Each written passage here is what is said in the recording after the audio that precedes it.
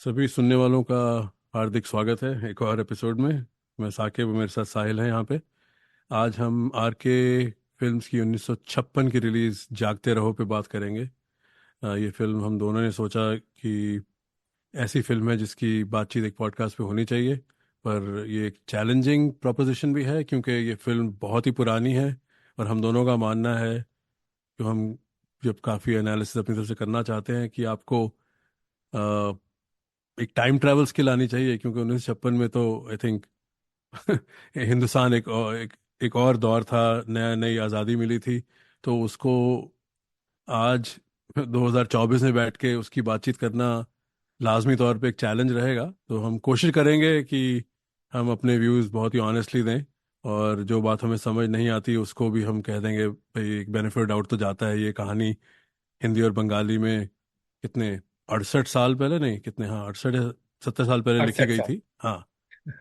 तो साहिल, black and white film है। मैंने तो दूरदर्शन पे, मुझे याद है मैंने देखी थी, पर मुझे कुछ इसका याद नहीं था। जैसे कहते हैं या राज कपूर का वो पानी पीने वाला सीन, वो एक याद है मुझे कुछ बचपन के सीन्स में से। मुझे नहीं पता आगे क्या होता है ना कुछ। बट इतना है, मैंने देखी थी। तुमने कब देखी थी फिल्म? मैंने भी दूरदर्शन पर ही देखी थी, और दूरदर्शन पे शायद एक दो बार हमने देखी थी। और उसके बाद भी जो ये Sony Max, sorry set max, और या फिर जी सिनेमा पर, इस पे भी ये फिल्म आती रहती थी। आ, तो मुझे पसंद थी, और इसके गाने मुझे बड़े पसंद थे। दो तीन हमारे घर में चलते थे इसके गाने। तो उस वजह से भी ये फिल्म हमेशा मतलब जहन में रहती थी। अच्छा, ये तो सुनने जो वालों के लिए गाना भी गाओगे क्या बीच में? नहीं नहीं, बिल्कुल नहीं। इसे हम एक फिल्म पॉडकास्ट ही रहने देते हैं। हम्म। इसको स्पेस में, हाँ। इसका भी साहिल को आप पकड़ें तो अब तो स्पेस से होती नहीं, तो वहां पे आप साहिल के अंदर का छुपा हुआ मोहम्मद रफ़ी ढूंढ सकते हैं। बट पर हाँ, बोलो, मैं तुम्हारी बात काटी इसमें, पर ये हाँ, डेफिनेटली। मोहम्मद रफ़ी से याद है कि मोहम्मद रफ़ी ने जो एक गाना गाया है इसमें, मैं कोई झूठ बोला, वो मेरा बहुत ही बेहद पसंदीदा गाना है। और खास करके उसके जो लिरिक्स हैं, वो मुझे लगता है आज भी रेलेवेंट हैं। और काफी फोर्स शैडोइंग करी है उन लिरिक्स के द्वारा शैलेंद्र ने इस गाने में। मुझे गाने का याद दिलाना, क्योंकि मुझे तुमसे कुछ बातचीत करनी है गानों के बारे में ऐसी फिल्म के लिए। पर ये आगे हाँ, जाके डेफिनेटली हम कवर करेंगे। बिल्कुल। तो पहले तो साकिब भाई, आप संक्षेप में कहानी बता दीजिए जागते रहो की, और फिर उसके बाद हम इसकी थीम्स पर चर्चा करते हैं। ठीक है, मैं अपने को टाइम भी करूंगा कि और थोड़ी क्रिस्प कहानी बताऊंगा, क्योंकि पिछली दो तीन कहानियां मैंने बहुत ही लाउड तरीके से बताई हैं। तो ये आर के प्रोडक्शंस की आई थिंक 7वीं फिल्म है, और ये तीसरी मर्तबा हो रहा है कि राज कपूर अपनी ही फिल्म को डायरेक्ट नहीं कर रहे। तो इस फिल्म का निर्देशन दिया है शंभू मित्रा और अमित मात्रा ने। ख्वाजा अहमद अब्बास ने ये कहानी लिखी है।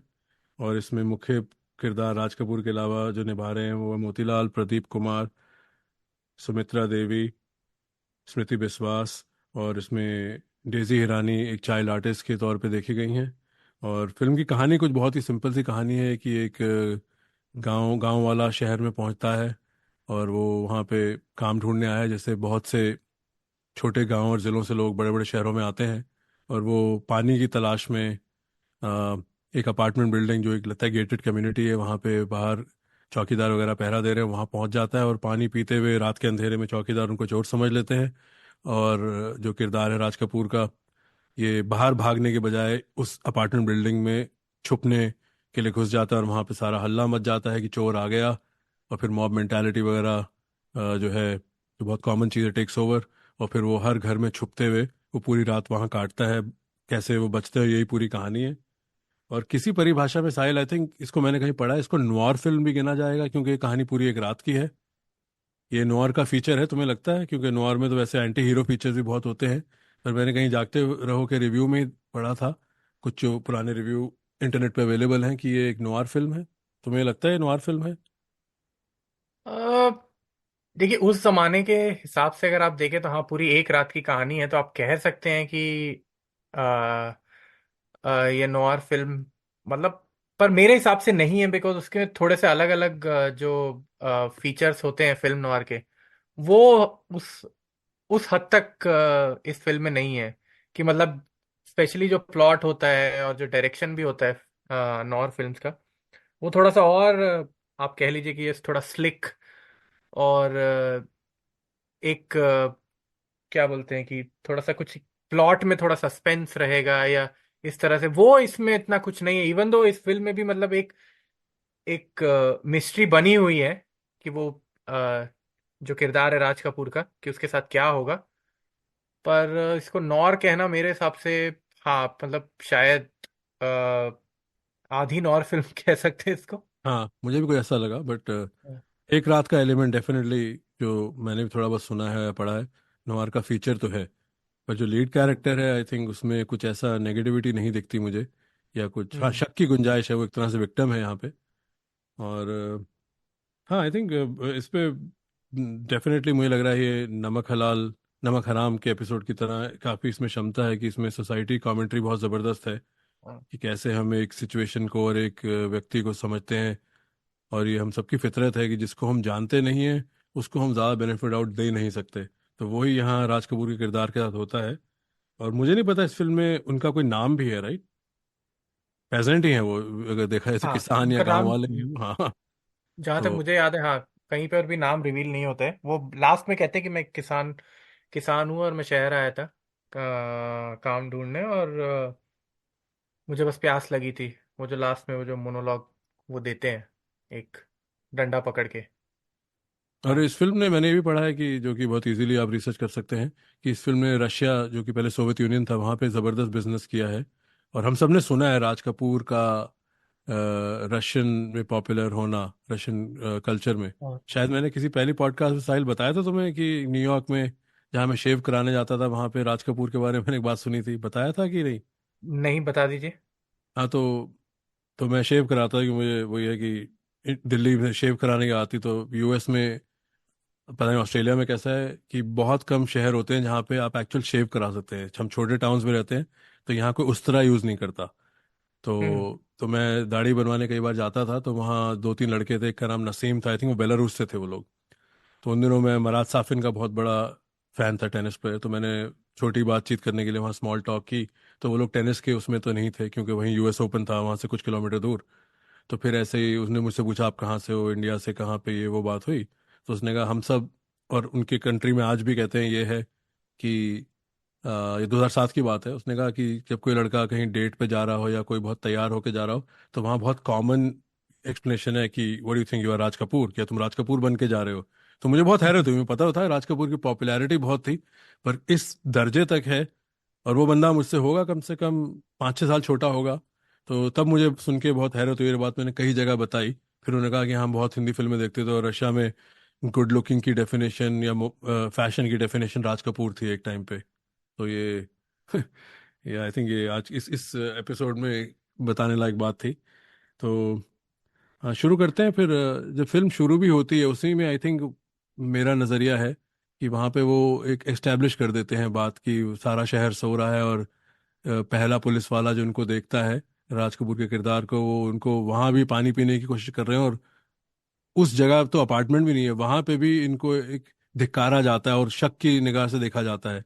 तो एक इंसानी फितरत का आई थिंक इंट्रोडक्शन है कि ज़्यादातर गरीब लोगों या जो भी वर्ग में पिछड़े हुए लोग होंगे, फाइनेंशियली खास तौर पे, एक एक अजीब सा निज़ाम है कि हम उनको एक बहुत शक की नज़र से देखेंगे, और जहाँ कुछ भी नहीं करने की गुंजाइश होगी, हमें लग रहा है यहाँ ये इंसान कुछ गलत ही कर रहा है।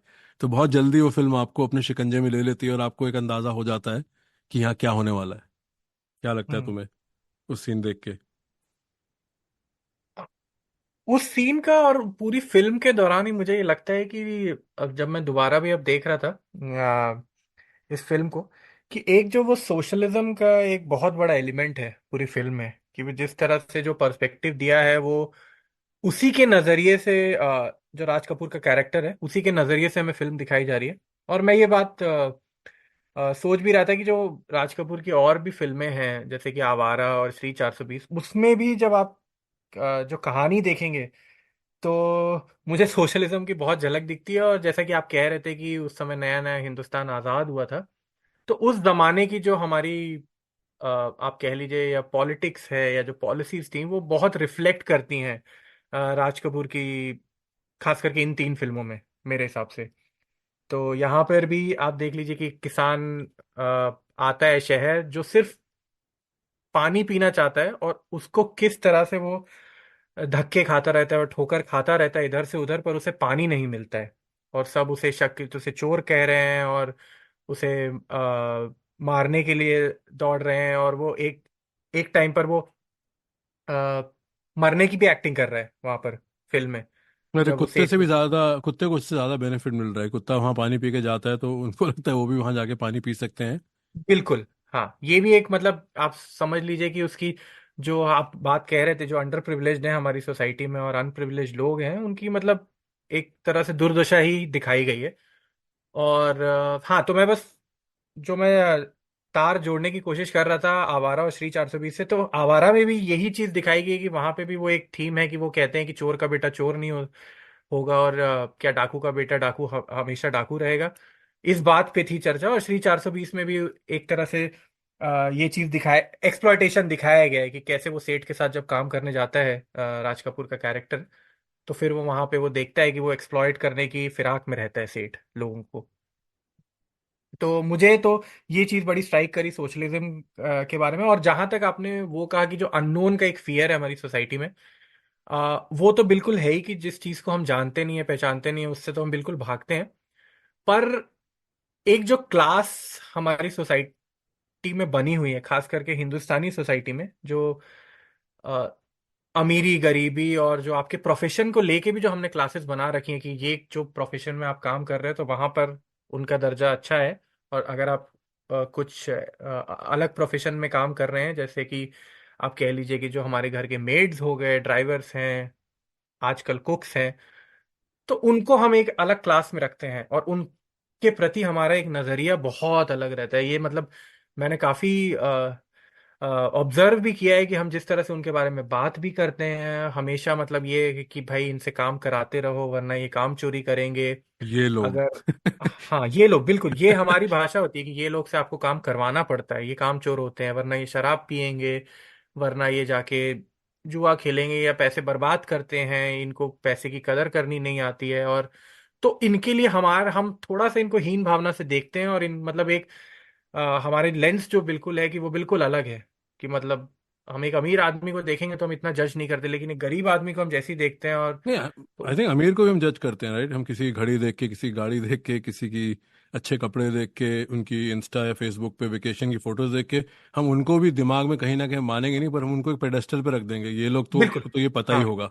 और हम उनके आगे कोई ऐसा वर्ड भी यूज करें, वो हर जगह होता है, राइट? अब जैसे अंग्रेजी जबान से हाँ, हम इतने प्रभावित हैं, जो बाकी पॉडकास्ट हम लोग करते हैं वो इंग्लिश में ही होती हैं, तो वहां पे हम अब मे ऐसा भी मैं वर्ड ये कोई कहना सुन चाह रहा लेंगे। था, हम हाँ, उनको नेगेटिवली जज नहीं करते हैं हाँ, हाँ, मैं अमीरों को। समझ, हाँ बिल्कुल, हाँ, सॉरी, मैं हाँ, समझ गया तुम्हारी जी, बात को, पर आई थिंक हाँ, हाँ, उनको हम बिल्कुल वो स्पेक्ट्रम के दूसरी तरफ हैं। पर अगर हाँ, किसी ने भी ये फिल्म ना देखी हो तो साहिल में यही गुजारिश मतलब करेंगे भाई, आप यहाँ पे, होपफुली आज का एपिसोड हम इतना लंबा नहीं खींचेंगे, बट आप देखें। और ये फिल्म यूट्यूब पे अवेलेबल है, अच्छा कॉपी है। जिन लोगों के पास Z5 ऐप है, मैंने फिल्म वहाँ देखी है, उधर भी ये फिल्म अवेलेबल है। तो और पुरानी फिल्म के साथ साहिल, ये फिल्म काफी क्रिस्पली मूव होती है, लगा ऐसे कुछ इसमें कुछ काटना चाहिए था, तुम्हें लगता है कि जो हम और फिल्मों में एक्सरसाइज कर चुके हैं कि फैट ट्रिम हो सकता है, ऐसे हमने घायल और गर्दिश में बोला था, कई चीजें थी जो हटा सकते थे, यहाँ तुमको ऐसा महसूस हुआ फिल्म दोबारा देख के? पहले तो मैं ये आपने जो बात कही उसी से मतलब मैं उसको आगे, उसी बात को आगे रखता हूँ कि एक तो 1956 में ये फिल्म बनी है। तो उस समय के जो किरदार हैं, उस जमाने के जो लोग हैं, वो जिस तरह की बातें कर रहे हैं, तो उस जमाने का जो आप एक अपार्टमेंट में लोगों को दिखा रहे हैं, उस जमाने का जो नौजवान है उसको जिस तरह से दिखा रहे हैं, तो वो तो एक अलग नजरिया होगा उसको दिखाने का। और मेरे ख्याल से स्टोरी टेलिंग की अगर हम बात करें तो ऑब्वियसली मतलब 68 ईयर्स में तो स्टोरी टेलिंग बहुत इवॉल्व हो जाती है। पर मैं समझता हूँ कि मैं कहीं पे फिल्म नहीं काटूंगा। एक चीज है जिसके बारे में हम थोड़ी सी बात कर सकते हैं आगे, और आप अगर आप चाहें तो हम अभी बात कर लेते हैं। जो मोतीलाल का कैरेक्टर है वो बड़ा एक इंटरेस्टिंग कैरेक्टर है जो कि डाला गया फिल्म में। तो उसको लेके मुझे लगता है कि अ, जिस तरह से उसको पेश किया गया कि शुरुआत में वो एक शराबी है, और आपको लग रहा है कि वो जिस तरह से लाइक एक डिस इल्यूजन कैरेक्टर है, और वो गाना गा रहा है कि जिंदगी ख्वाब है, बड़े बहुत ही बेहतरीन गाना है, और उसमें वो कहते हैं कि सब सच है, और वो जिस तरह से बातें कर रहा है, तो फिर वहां पे उसका एक कैरेक्टर लगता है कि शायद he is disillusioned but he might be a voice of reason वहां पर फिर जब उसका कैरेक्टर बाद में जब उसको अपार्टमेंट में दिखाया जाता है तो वहां पे दिखाया देखा जाता है कि वो अपनी बीवी के साथ बीवी को हैरास कर रहा है और उसे परेशान कर रहा है। वो कह रहा है कि तुम शराब पियो, तुम ऐसे गाने गाओ, ऐसे कपड़े पहनो, और जो कि बिल्कुल ही लाइक गलत है। तो उस कैरेक्टर के बारे में मुझे थोड़ा सा ये लगा कि हाँ, उस कैरेक्टर का एक कोई एक एक क्लोजर नहीं हुआ लाइक। और maybe that was just a character that they just wanted to show, और दो काइंड ऑफ कैरेक्टर्स को मिला के कि एक थोड़ा शराबी दिखाया और फिर उसको वैसे ही जाके दिखाया कि बीवी को परेशान कर रहे हैं। नहीं, बहुत तो बहुत ज़बरदस्त आपका एस्ट्यूट इसके बारे बात में है। क्या? हाँ, हाँ। आई थिंक हम इसके बारे में हल्की सी बात की भी थी इससे पहले, फ़ोन पे आने से पहले। आई थिंक बहुत एस्ट्यूट बात है, और मैं तुम्हारे साथ ही हूँ उसमें कि ज़्यादातर ऐसी, जब वो, क्योंकि मोतीलाल ही एक ऐसे किरदार है, उनको अपार्टमेंट से पहले और राज कपूर हम्म। से पहले आई थिंक उनको ऑलमोस्ट साथ साथ दिखा दिया गया। वो गाना चल रहा है, ज़िंदगी एक ख्वाब है, और वो फिर इवेंचुअली टैक्सी पकड़ के अपने अपार्टमेंट जाते हैं। और हम्म। हाँ, तुम बात सही है, वहाँ क्लोजर नहीं है। पर कई मॉडर्न कहानी सुनाने वाले वो ये कहेंगे कि भाई हर किरदार का कोई डेस्टिनी नहीं है। कई बार हम सोचते हैं हर किरदार का कुछ एक क्लोजर है, कोई एंड होगा, बट मुझे नहीं लगता ये उस टाइम ऐसी सोच रही होगी। बट आई थिंक तुम्हारा पॉइंट हम्म। बिल्कुल जायज़ है कि ऐसी फिल्म में जहाँ एक बंदे को चोर समझ लिया जाता है और आखिर में अपनी ज़िंदगी के लिए लड़ रहा है बिल्डिंग वालों से, और उसको पानी की बूंद तक नहीं मिली, पूरी रात भी निकल जाती है, तो वहाँ पे ये समझ नहीं आया मुझे भी किरदार। पर मोतीलाल हम्म। के किरदार के बारे में ये भी कहना चाहूँगा, उस सीन के बारे में जब वो टैक्सी पकड़ के राज कपूर से बोलते हैं कि भाई तुम शराब भी नहीं पीते, जुआ भी नहीं खेलते। हम्म। तो उस वक्त मुझे पता है इस बारे में तुम भी बात करना चाहोगे। मुझे वहाँ सबसे एक स्ट्राइकिंग बात ये लगी, वो टैक्सी आती है, कार आती है जो मोतीलाल को ले जाती है, और उससे पहले मोतीलाल राज कपूर को उनका बटुआ वापस करने का एक इनाम देते हैं पैसे हाँ। का, भाई तुम इतने ईमानदार हो, तुमने मेरा बटुआ चुराया नहीं। क्यों, राज कपूर उनको उनका पर्स ऑफर करते हैं, वॉलेट। तो वहाँ पे वो टैक्सी वाला, जो कि बहुत ही ब्रिलियंट सीन है, वो राज कपूर के हाथ से पैसा छीनता है, उसको चोर कहता है। वो बेसिकली वो आने वाले सीन्स का वो फोर शैडोइंग बताया कि इसको चोर ही कहा जाएगा। और वो भी एक हम्म। सोसाइटी की बहुत ज़बरदस्त ऑब्जर्वेशन है, वो आज भी जिंदा है कि अब टैक्सी चलाना मेहनत का काम है, पर हमारी सोसाइटी में ज़्यादातर जो पढ़े लिखे लोग हैं वो कम ही टैक्सी चला रहे हैं, तो इसका दर्जा लेबर टाइप जॉब में ही आएगा। तो एक हर सोसाइटी में यह है कि जो कमज़ोर वर्ग का इंसान है वो अपने से नीचे वाले इंसान को और दबाएगा। तो वो भी एक टैक्सी वाले और उसकी जो एक हल्की सी, और वही चौकीदार भी करते हैं, गांव वाले को हम्म। समझते नहीं है। तो आई थिंक ये बहुत बहुत खूबसूरती से ये एक जो एक जो रंजिश है, जो एक गुस्सा है छुपा हुआ लोगों का एक दूसरे से, और उसमें भी क्लासिज्म तो जरूर आता है। और I think hmm. Socialism he best way है इस फिल्म को दिखाने का। ये नेहरू के इंडिया की फिल्म थी, तब 7 या 9 साल हुए थे आज़ादी मिले हुए। तो वो सीन मुझे बहुत पसंद आया। पहली बार मैंने फिल्म देखी थी कुछ साल पहले कोविड में, तब मुझे शायद सीन इतना याद नहीं था, तो मुझे बिल्डिंग के सीन ज़्यादा याद थे। तो इस बार मुझे पता है साहिल से बात करनी है, तो कोई एक सीन तो मुझे ही पकड़ना पड़ेगा, क्योंकि ये तो 5 6 बातें लेके आएंगे। तो मुझे वो सीन बहुत प्रभावित लगा कि एक सीन में ही कैसे वो बंदा खड़ा रहता है और उसको वो चोर कहता है, बिना जाने हुए टैक्सी वाला। भाई चोर आदमी होता तो पैसा जेब में रख लेता वो, पर उस वक्त हाँ। टैक्सी वाला सीधा वो मोतीलाल को बिठाता है और उससे नोट छीन के कहता है चोर। बिल्कुल। तो पर हाँ, और तुमने वो जुए वाली बात पे आई थिंक तुमने एक बड़ा अच्छा पॉइंट उठाया था, तो सुनने वालों को बताओ जो वो कहते हैं हाँ, मोतीलाल। नहीं, पर मैं उस पे भी आपसे यही कह रहा था जो आपने पॉइंट कहा ना कि हम अपने से नीचे वाले को हमेशा दबाते हैं। पर आप देखिए कि ये वो मतलब ये बात काफी फेमस है जो गांधी जी ने कही थी कि तुम अपने से नीचे से तबके वाले आदमी को किस तरह ट्रीट करते हो, वो आपके बारे में, आपके कैरेक्टर के बारे में दर्शाता है।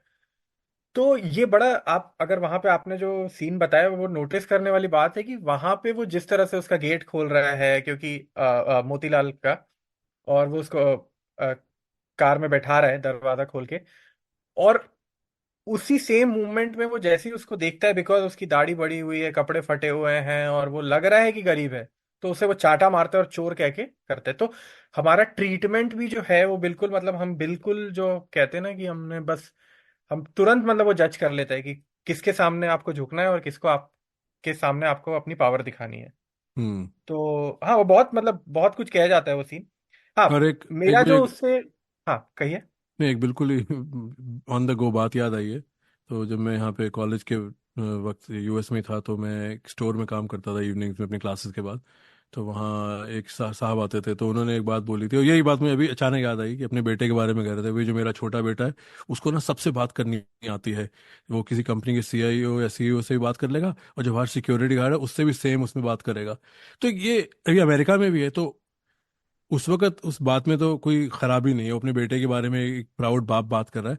पर हमने हर जगह इस बात को भी हम अपने आप को ब्राउनी पॉइंट दे रहे हैं। अगर हम किसी गरीब आदमी से बात भी कर रहे हैं ना, तो वो भी हमारा बड़प्पन है कि देखो हम उससे भी हाँ उसके हाँ। लेवल पे आके बात कर रहे हैं।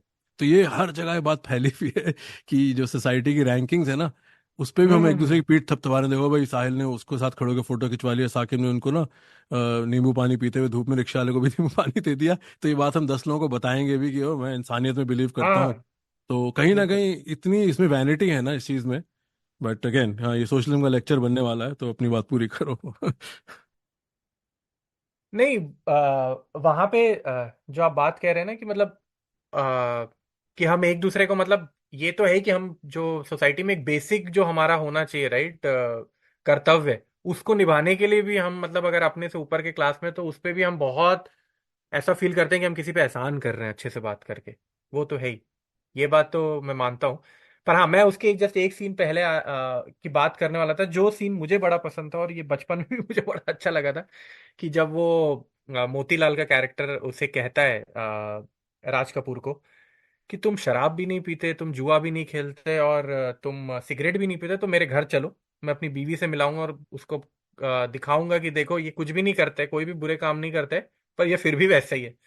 तो मुझे बड़ी एक ये बड़ा अच्छा सीन लगा था उस समय भी, कि वो ये कहना चाह रहा है कि भाई कि केवल मतलब आपको जब आप ये सब चीजें करते हैं उसका मतलब नहीं है उसी से आप बुरे नहीं होते हैं, या फिर वही आप में एक बुराइयां नहीं होती, मतलब बहुत सारे लोग ये काम नहीं करते फिर भी वो पीड़ित है।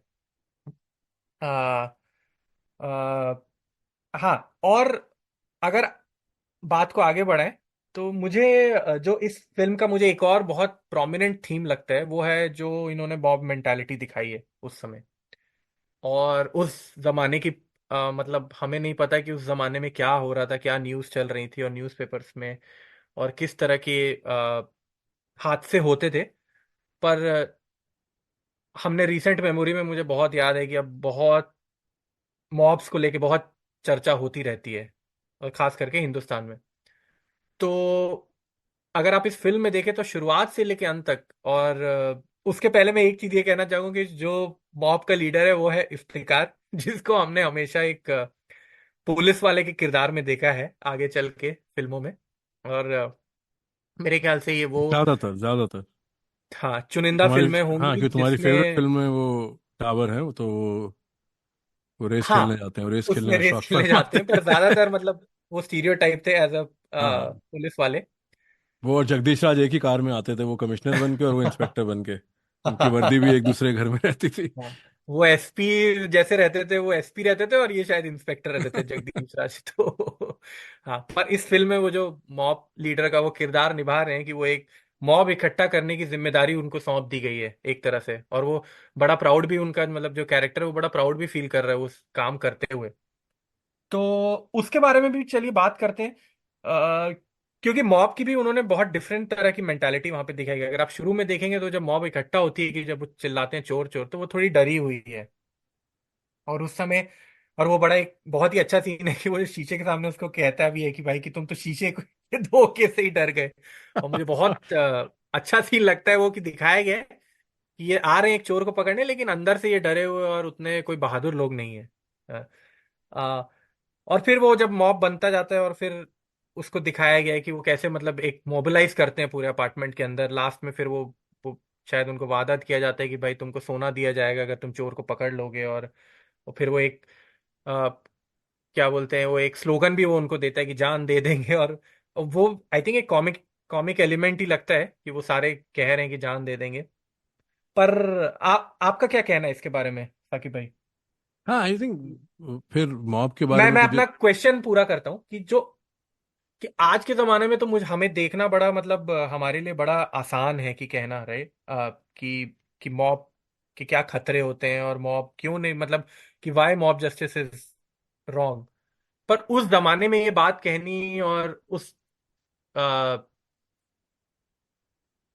एरा में ये बात कहनी, मतलब आपको कितना मतलब प्रभावशाली लगती है ये बात? ये जैसे वो कह रहे हो, नया मुल्क था, राइट, अभी आज़ादी मिली थी और काफ़ी मसले थे। तो जो तुमने पहले भी कहा था कि कई फिल्मों में सोशलिज्म की कमेंट्री थी, तो उस वक्त फिल्म आई थिंक बहुत बड़ा मीडियम था जिससे बहुत सी जनता को एंटरटेनमेंट के साथ एक मैसेज भी दिया जा रहा था। हम्म। तो और मॉब के बारे में तो आई एम श्योर किताबें लिखी गई होंगी, पर जो मेरी समझ है थोड़ा बहुत जो दिखता है, मॉब हानिकारी चीज़ें ज़्यादा करता है। और ये नहीं कि मॉब ने जाके लोगों की जान नहीं बचाई होगी, कहीं ना कहीं मॉब ने अच्छी चीज़ें भी की होंगी। पर मॉब में एक अजीब सा डरपोकपंती होती है, जो फिर गुस्से की तरह बाहर आके किसी एक को विक्टिम कर दे। ट्विटर मॉब को ही देख लो, राइट, एक फिगरेटिव है। लोग एक जगह पे भी नहीं है, पर किसी के पीछे पड़ जाए तो पब्लिक पड़ जाती है, जो कोई भी हम्म। आपकी आइडियोलॉजी हो।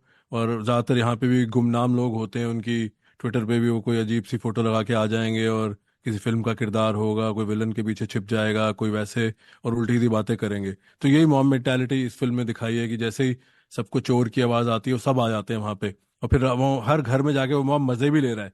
जब वो पहले सीन में प्रदीप कुमार अपनी गर्लफ्रेंड से मिलने आते हैं, तो वहाँ जो लड़की के बाप हैं, वो लोगों से अपनी एक तरह से हेल्प भी मांग रहे हैं, अपनी लाचार होने की, भाई मेरी जो भी उनकी जवान बेटी जो उनका क्राइटेरिया है। पर वहां भी जो हम्म। बाकी लोग हैं, वैसे तो एक चोर को पकड़ने आए, पर वहां वो तफरी भी कर रहे हैं, लड़की का ही मजाक उड़ा रहे हैं, उनके बाप का ही मजाक हाँ, उड़ा रहे हैं, क्योंकि मॉब बिल्कुल। क्राउड है।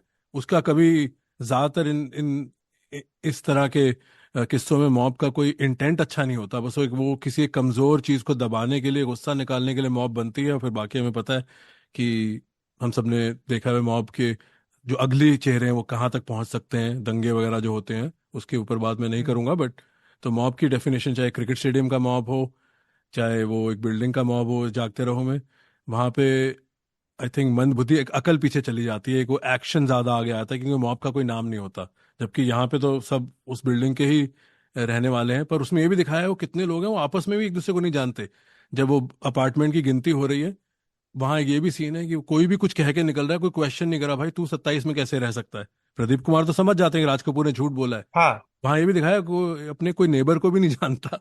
तो बस कुछ लोग एक दूसरे को जानते हैं, और वहाँ डिफरेंट वर्क के लोग रह रहे हैं, कोई मजदूर भी रह रहा है वहाँ पे जो काम कर रहा है, वहाँ डॉक्टर भी हैं उस बिल्डिंग में, वहाँ जाली नोट छापने वाले बड़े बड़े साहूकार भी हैं, और वहाँ पंडित उस तरह के लोग भी रह रहे हैं जो कि एस्ट्रोलॉजी करते हैं। तो काफी हम्म। उन्होंने काफी कुछ समेटा है इस 2 घंटे में, काफी एक हाँ। एक एक कमेंट्री दी है कि लोगों को इकट्ठा करके कि पब्लिक कैसा बिहेव करती है। हाँ। और उसमें आप ये भी देखिए कि वहां पर और इन जनरल भी मॉब की कोई अकाउंटेबिलिटी नहीं होती है। कि मतलब हमने देखा ही है, जैसे कि आप कह रहे थे कि दंगे या कोई भी फसाद होता है, या जहां पे भी मॉब इन्वॉल्व है, आप किसको सजा देंगे? अगर 100 लोग हैं तो वहां पे पहचानना बहुत मुश्किल है। तो इसीलिए मेरे हिसाब से तो मॉब, जो ये विजिलांटे ग्रुप्स होते हैं, बन जाते हैं, या फिर और ये सेल्फ प्रोक्लेम्ड ही होते हैं, तो ये है तो काफी गलत चीज।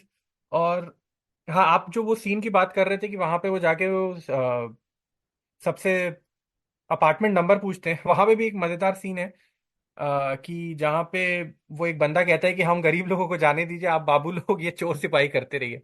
तो वो भी जो हाँ। हम सोशलिज्म की बात कर रहे थे, वो उससे टाइन करती है कि वो दिखाया गया है कि भाई कि जो मजदूर आदमी है उसे बहुत काम करना है, और वो मतलब अपनी रोजी रोटी के लिए मतलब उसे जाके सुबह उठ के काम करना है। पर बाबू इज लाइक कि उनका भाई थोड़ा सा रिलैक्स्ड काम रहेगा, और वो ये इन चीजों में पढ़ सकते हैं कि भाई कौन चोर आया है, और पुलिस को हाँ।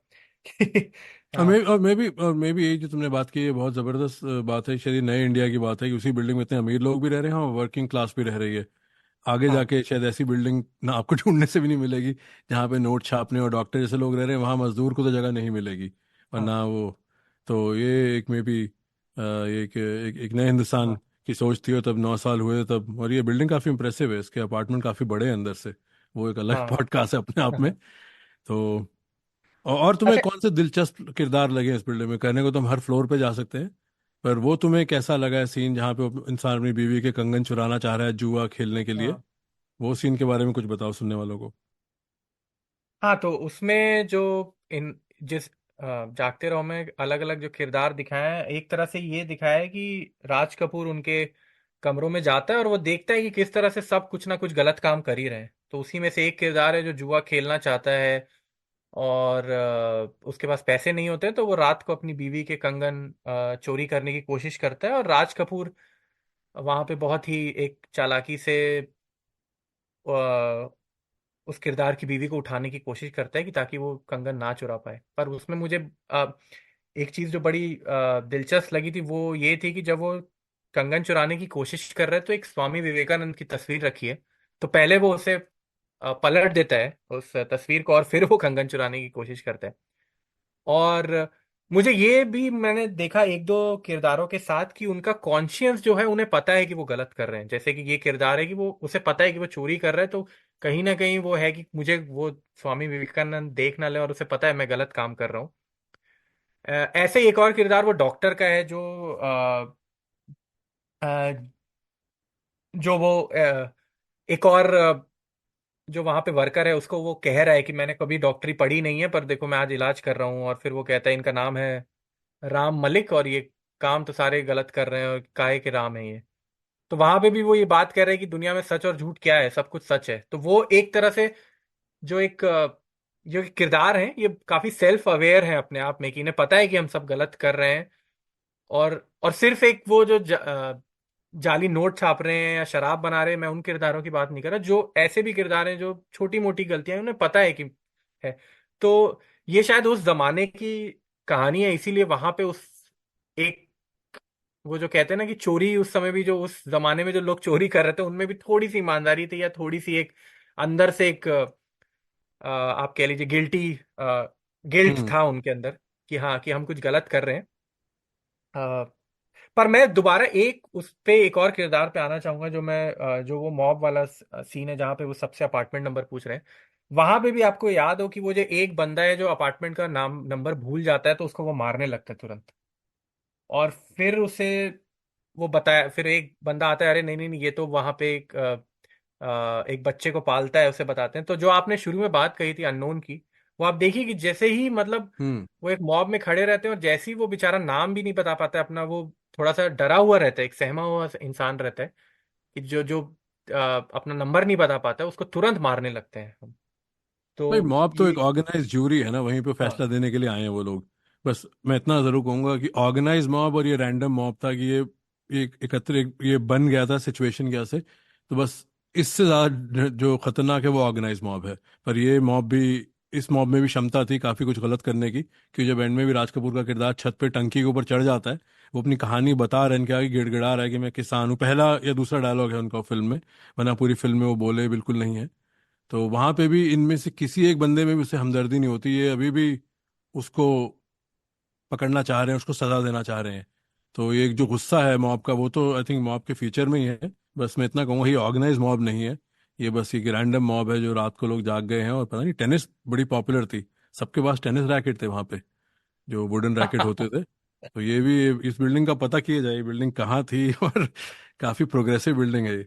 और इससे हाँ। पहले हम हंसी मजाक करें, मैं तुमसे गानों के बारे में पूछूंगा कि ऐसी फिल्म में अगर इसको कोई मान भी लिया जाए, कल को कोई आके कह दे नवार है, तो इस फिल्म में कहानी आगे बढ़ती है, तुम्हें इस फिल्म में गाने लगा है कि मिसप्लेस्ड हैं? क्योंकि गाने तो अच्छे हैं, मैं कुफ्र हाँ। तोले और वो जो मोतीलाल का गाना भी हमने बात की है। तुम्हें हम्म। इन गानों की टाइमलीनेस कितनी लगती है? ये कहानी को आगे लेके जाते हैं क्या?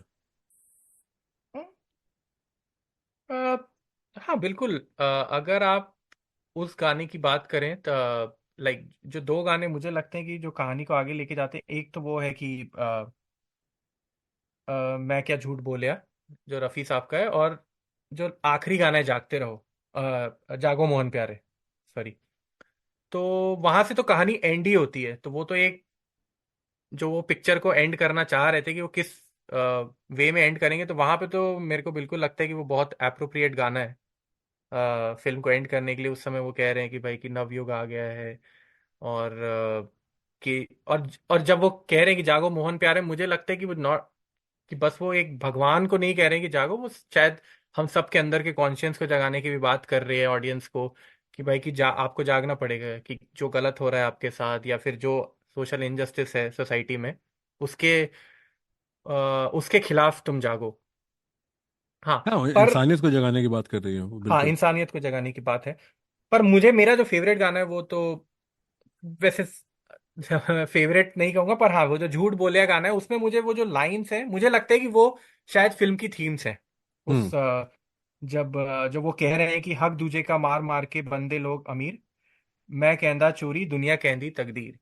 तो इससे मुझे एक बड़ी, मतलब बहुत ही एक एक गहरी बात इसमें ये लगती है कि मैंने बहुत सारे गरीब लोगों को और बहुत सारे जो अंडर प्रिविलेज लोगों को ये बात करते देखा है, और वो खुद ये कहते हैं कि साहब हमारी तो ये तकदीर है ना, कि साहब हम तो पैदा ऐसे हुए थे और हमारा तो यही है कि बस अब क्या करेंगे। जैसे कि आप कुछ लोगों को, मतलब मैं जानता हूँ जिनको आप कहेंगे कि यार तुम अपने बच्चों को स्कूल भेज दो, या तो फिर वो अपनी तकदीर पे डाल देते हैं, और उन्होंने लाइक हमारी सोसाइटी ने उन्हें ये मजबूर कर दिया सोचने के लिए कि भाई कि तुम्हारी लाइफ ऐसी ही रहने वाली है।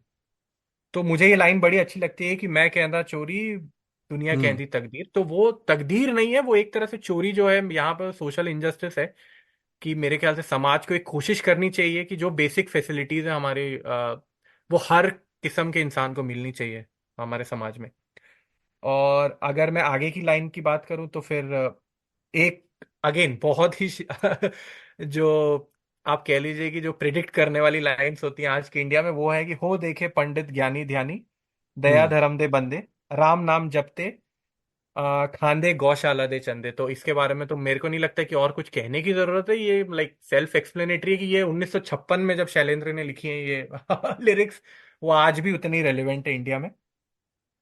और हाँ, तो मेरा तो मानना है कि ये जो दो तीन गाने ये बिल्कुल कहानी को, मतलब बिल्कुल कहानी के बारे में बताते हैं, और कहानी हम्म। को एक नहीं तरह से आगे ही लेके जाते हैं। और मतलब ये- फिल्म तो खत्म ही गाने से होती है, तो वो गाना तो काफी इंपॉर्टेंट है मेरे बिल्कुल। नजरिए में। हाँ। और वो आई थिंक वो नरगिस दत्त की लास्ट फिल्म है आर के बैनर में, और उनका जो हाँ। कैमे है उस गाने में, जागो मोहन प्यारे। और मैं थोड़ा पीछे आना चाहूँगा, तुमसे सहमति हो कि तुमने भी कहा है कि ये गाना जो है उसमें पूरी उस सोसाइटी और उस रात का एक बहुत ही अच्छा एक विश्लेषण है कि भाई यहाँ क्या चल रहा है, सबके कमरे दिखाएं अंदर, उनकी असलियत क्या है। सब इम्परफेक्ट से लोग हैं, सबकी कमियां हैं, जैसे हम सबकी भी कमियां होती हैं, पर बाहर आके सब एक सच की बात कर रहे हैं। और जैसे इनाम भी अनाउंस होता है तो और पब्लिक पगला जाती है कि 2 तोले सोना मिलेगा। और वो हम्म। जो दो पड़ोसी हैं जिनकी आपस में लड़ाई है, वो भी एक बहुत ज़रूरी चीज़ है दिखाने के लिए कि ये सब आपस में कितना डिफरेंसेस रखते हैं। पर जब एक चोर आ गया, उसके उसके अगेंस्ट ये एक हो गए हैं। हाँ, उसमें एक वैसा मैसेज भी है, ये लोग कहेंगे भाई अपने घर के लोग होते हैं लड़ते हैं, पर ये घर नहीं है, एक सोसाइटी है जहाँ पे दिखाया है कि लोग कूड़े के डब्बे के ऊपर, एक वो ड्रम के ऊपर लड़ाई हो रही है कि ये किसका है। और उस पे बिल्कुल। भी हाँ। बाकी लोग तमाशा देख रहे हैं, पर क्योंकि रात के अंधेरे में एक ऐसा वहां पे एक बंदा पनाह मांग रहा है जिसको उन्होंने चोर का टैग दे दिया है, तो वहां पे ये सब की नींद उड़ी हुई है और सबको उसको पकड़ना है। पर बाकी नजरिए में इनके कईयों के पास नौकरी नहीं है, कईयों कह रहे भी तुम जवान लोग हो, तुम जाके काम करो। इन बहुत डिवाइडेड हैं लोग आपस में, इनको वैसे कोई चीज एक नहीं कर रही, पर उस चोर को सजा देने की जो एक एक चाह है, वो इनको जोड़े हुए है। तो वो जो पड़ोसियों की लड़ाई होती है वो भी एक काफी दिलचस्प टॉपिक है यहाँ पे 2 मिनट लगाने के लिए। नहीं। बिल्कुल। वो बहुत ही एक इंटरेस्टिंग वे में वो सीन दिखाया गया है कि वो पहले जब वो ड्रम वो लेके जा रहे हैं, वो जो इफ्तिकार का कैरेक्टर है वो अपने जो भी मॉब के साथ लेके जा रहा है उस ड्रम को, तो वो एक नेबर निकल के आता है और वो कहता है कि ये शायद सामने वाले का होगा, उसको उसको पूछो। और जब वो सामने वाले नेबर को बुला के लाते हैं तो वो कहता है कि नहीं, ये मेरे पे झूठा इल्जाम लगा रहा है, ये इसका है। और वो आपस में लड़ने लगते हैं। और जैसे ही वो इफ्तिकार उनसे पूछता है कि अच्छा आप दोनों का नहीं है तो चलो इसको लेके जाते हैं, तो फिर वो ये एक नेबर कहता है कि अब अगर किसी का नहीं है तो मुझे दे दो। और तभी दूसरा नेबर भी कहता है कि नहीं तुम क्यों रखोगे, ये तो फिर मैं रखूंगा। और फिर वो लड़ते हैं। तो ये एक हाँ बहुत ये। ही अ, अ, मतलब एक सुनने में ही विचित्र लग रहा है और देखने में भी बड़ा विचित्र लगता है, पर दैट्स हाउ हमारे जो ह्यूमन टेंडेंसी है वो वर्क करती हाँ है बिल्कुल, वही दिखा कि दिया, हम। तुम्हारा नहीं ये तुम्हारा, और फिर जैसे ही किसी का नहीं है, ये हाँ। मेरा है, ये मेरा है, फिर उस पर लड़ाई मेरा होती है। है। बिल्कुल। तो हाँ, उसके अलावा आपको इस फिल्म में जो दो, आई थिंक दो ही औरतें हैं जिनको दिखाया गया है, और तीसरी नरगिस है जो कि एंड में बस आती हैं। पर उसके अलावा दो औरतें हैं, एक जो जिनका पति उनसे गहने चोरी कर रहा है, और दूसरा मोतीलाल जो अपनी बीवी को परेशान कर रहा है। और वहां पर मुझे याद है दो गाने हैं।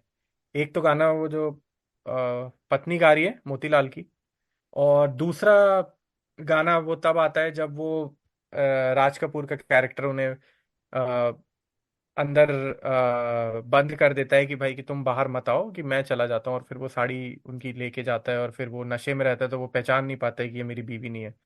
और हम्म। फिर वो एक गाना होता है। तो आपको क्या लगता है कि इस फिल्म में मतलब एक और मतलब ये टॉपिक, और ये क्वेश्चन मैं इसलिए भी पूछ रहा हूँ क्योंकि मैंने जो राज कपूर की बाकी फिल्में देखी हैं, आप मतलब अगर आप नोटिस करेंगे सारी जो उनकी एक फिल्मोग्राफी रही है उसमें बहुत स्ट्रॉन्ग विमेन कैरेक्टर्स रहे हैं। तो एक बहुत ही मतलब उन्होंने जो औरतों का जो हमारी सोसाइटी में दर्जा है उसके बारे में मतलब बहुत कमेंट्री करी है अपनी फिल्मों के, चाहे सत्यम शिवम सुंदरम हो या प्रेम रोग हो, आवारा, श्री 420, इन सब फिल्मों में आप देखेंगे कि जो फीमेल कैरेक्टर्स है बहुत स्ट्रांग है, खास करके श्री 420 और आवारा दोनों में ही। तो इसमें भी आपको लगता है कि वो उन दो कैरेक्टर्स के माध्यम से कुछ कहना चाह रहे हैं औरतों के बारे में भी? दूसरी फिल्मों से तो मैं नहीं जोड़ पाऊंगा क्योंकि मुझे इतनी वो फिल्में याद नहीं है।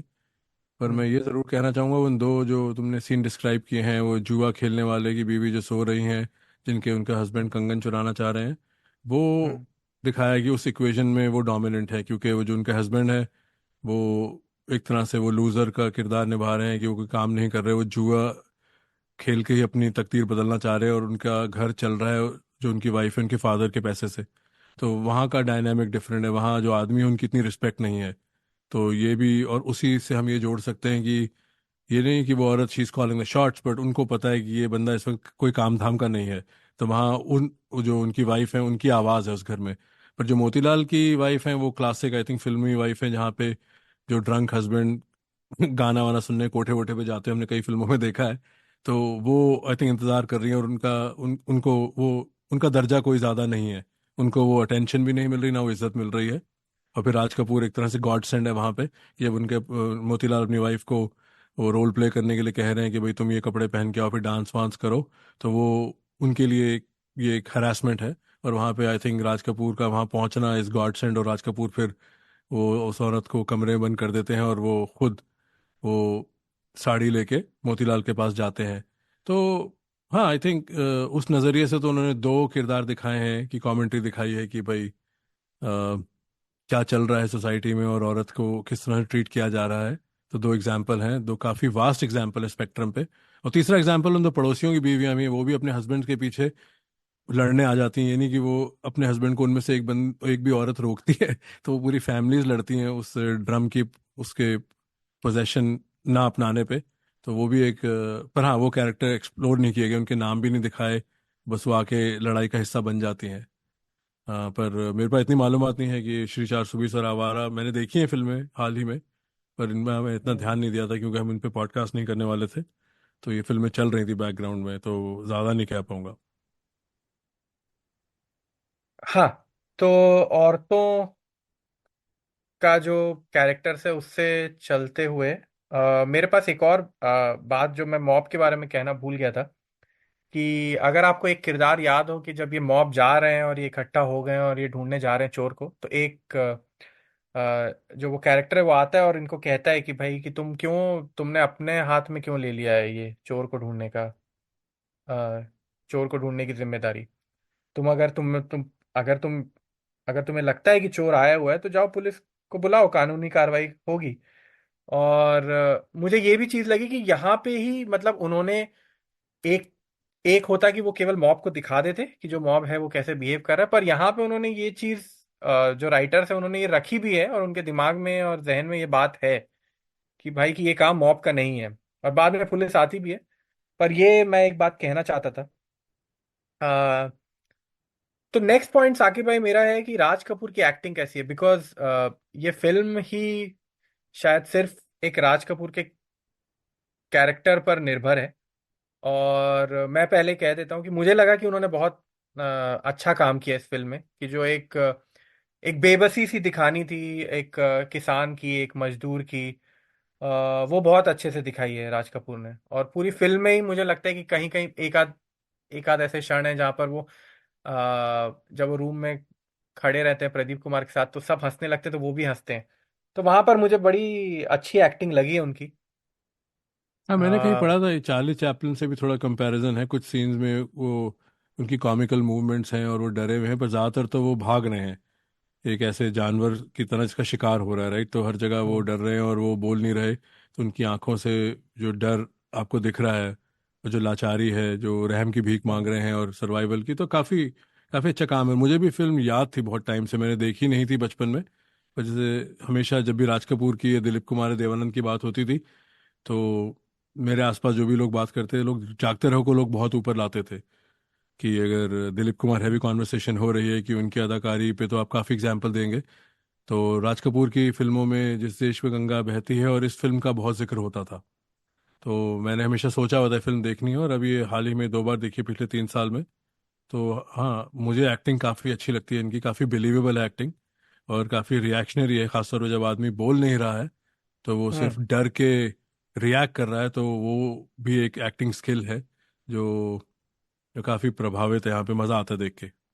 और खास करके शुरुआत में उनके मोतीलाल के साथ एक दो डायलॉग हैं, और जब वो गार्ड उनसे पूछता है तब वो कहते हैं कि भाई मैं पानी पीना है। और पूरी फिल्म में फिर उनका कोई डायलॉग नहीं है, वो किससे सिर्फ सर हिला रहे हैं, और फिर लास्ट में फिर वो जब वो जो चढ़ जाते मोनोलॉग हैं है, तब वहां हाँ। पे हाँ वो डायलॉग मारते हैं। अ, और एक वो एक और चीज जो मुझे बड़ी अच्छी लगी थी कि जिस तरह से उन्होंने वो एक उस इंसान को भी थोड़ी सी होप जो दी है लास्ट में, जो राज कपूर का कैरेक्टर है, बिकॉज वो तो बहुत निराश है कि भाई उसे सबने चोर मान लिया है। पर जब वो बच्ची से मिलता है तो वो बच्ची उसे एक एक पॉजिटिव इन्फ्लुएंस है उस पर, और वो उसको वो कहती भी है कि तुम चोर हो तो तुम मेरे कंगन ले जाओ, और फिर वो रोता है। पर वो बहुत एक अच्छी बात कहती है जब वो दरवाजा खोलती है, मुझे बड़ा अच्छा लगता है वो हम्म। सीन कि जिस तरह से फिल्म को एंड किया गया है।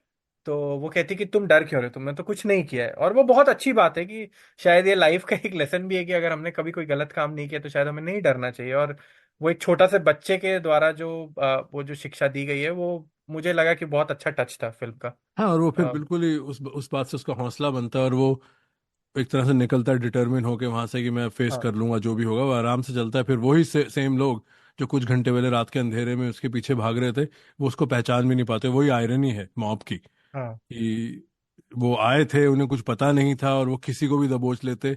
और अभी वही बंदा जिसके पीछे भाग रहे थे, जबकि वो बंदा नंगे पैर था, उसने जूते नहीं पहने थे, कोई हम्म। उसमें इतना ऑब्जर्व नहीं करता, और वही बंदा वहां से किस फ्लोर से उतर के नीचे आराम से उस बिल्डिंग से बाहर हम्म। चला जाता है। और वही चौकीदार जो रात में उसको चोर कहते हैं, कोई उसे नहीं पहचानता। तो ये आई थिंक मॉब मॉब पे ही एक कमेंट्री है, कि कैसे हम भीड़ में आके हम्म। गलत काम करेंगे, और हम रीजन नहीं करते ज्यादातर। हम्म। और मैं शराबियों पे भी 1 मिनट एक बात कहूंगा, जैसे मोतीलाल के कैरेक्टर पे तुमने पहले बात की थी। फिल्मी परिभाषा में शराबी भी 2-3 किस्म के ही हैं। या तो वो दिलीप कुमार या बच्चन वाला शराबी है, देवदास का है, मुकद्दर का, सिकंदर का है, शराबी का जो बंदा अच्छा है पर बहुत ही दर्द लिए हुए है, और वो शराब पीता है सिर्फ हम बुलाने के लिए। या फिर वो शराब पी रहे रहमान की तरह जो वाइफ अब्यूजर हैं, और वो कोठे वोठे पे जाते हैं। या फिर तीसरे अपने विलन जो लोग हैं, बस वो बोतल खोल रहे हैं और डांस देख रहे हैं। तो ये नहीं कि वो शराब कोई मैं उसको प्रमोट कर रहा हूँ, पर शराब की भी फिल्मी डेफिनेशन बहुत ही लिमिटेड है, बहुत वन डायमेंशनल है। और यहाँ पे मोतीलाल किसी भी 3 कैटेगरीज के मेंबर नहीं लगते मुझे। वो थोड़ा बहुत रहमान की कैटेगरी से मिलते हैं, पर इतना हमें नहीं दिखाया गया कि हम उनको हेट करें कि। पर हाँ, वो एक क्वेश्चनेबल कैरेक्टर है। तो बस मैं ये हाँ। कहना चाहता था, और ये भूल गया मैं। तो हम्म। और कुछ कहना चाहोगे इससे पहले कि आज की बातचीत पे ताला लगाया जाए? नहीं, आई थिंक शायद हमने सारे पॉइंट्स कवर कर लिए जागते रहो के बारे में। तो ख्वाजा तो अहमद अब्बास के बारे में कहना चाहूंगा, जो तुमने फिल्में गिनाई, श्री 420 वगैरह, आवारा, उन सब में भी आई थिंक वो सारी फिल्में उन्होंने ही लिखी हैं। तो मुझे नहीं हम्म। पता था ये इन्होंने सात हिंदुस्तानी में बनाई थी ना, अमिताभ बच्चन की। हाँ। तो ये अच्छा, काफी इनकी फिल्मों में भी सोशलिज्म का काफी झलक है। तो ये बात मुझे हाँ। पता नहीं थी, मैंने आज रिसर्च में देखा कि इन फिल्मों में राज कपूर की जो शुरू के RK बैनर के 7-8 साल थे, उसमें राइटर यही थे। हाँ। इन्होंने ये कहानी भी शायद इसमें जो जागते रहो में भी शायद इन्होंने स्क्रीन प्ले किया है, या बिकॉज ये एक बंगाली दो बंगाली राइटर्स की कहानी है जिन्होंने डायरेक्ट किया है, राइट, जो दोनों हाँ, तो ये हाँ। बंगाली में ही बनी है फिल्म। हाँ, और फिर बंगाली में भी बनी है जहाँ शोभू मित्रा और अमित मित्रा। पर कहानी इसकी शायद स्क्रीन प्ले के यही अब्बास साहब ने लिखा है इसका। तो ठीक है, फिर आज मज़ा आया बात करके, और हाँ। एक और कहानी लेके आएंगे। अभी पूछो सुनने वालों से कौन सी फिल्म के बारे में बात करें, कि अभी अब तुम्हारे पास अपनी लिस्ट काफ़ी लंबी है जिसको हम एग्जॉस्ट कर सकते हैं। बट पर हाँ, एक बार फिर हम शुक्रगुजार हैं आप लोगों ने ओमकारा का एपिसोड पे काफ़ी चर्चा की, ट्विटर पे जो लोग भी सुनते हैं। अच्छा लगा सबके व्यू पॉइंट सुन के। और साहिल हम यही चाहेंगे कि जहाँ पे भी आप सुन रहे हैं वहाँ जाके इसको रेट कर दीजिए और एक आधा कमेंट छोड़ दीजिए। और उससे आई थिंक हमारी पहचान और ये आवाज़ थोड़ी दूर तक जाएगी, और आप जैसे और सुनने वाले यहाँ पे आएंगे, और ये सिलसिला जारी रहेगा। शुक्रिया।